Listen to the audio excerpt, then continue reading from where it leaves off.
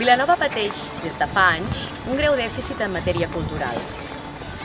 Ara fa poc hem recuperat el teatre principal i el cinema Bosch, però els nostres actors, músics, artistes i creadors locals es veuen abocats a marxar fora per formar-se, per actuar i, en definitiva, per fer cultura. La cultura, però, no l'hem d'entendre només com una forma d'oci per passar l'estona. La cultura, en totes les seves expressions, és un espai de creixement col·lectiu, de reflexió social i de producció d'idees.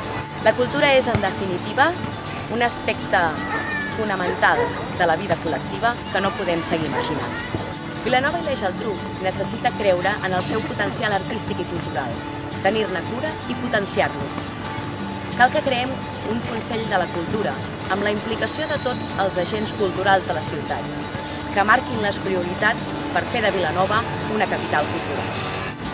D'altra banda, des de l'esquerra independentista, entenem l'esport com una eina per a la convivència i l'enriquiment social i cultural, que ajuda a promoure els valors d'equip i col·lectius, una activitat indispensable per millorar la qualitat de vida de la població.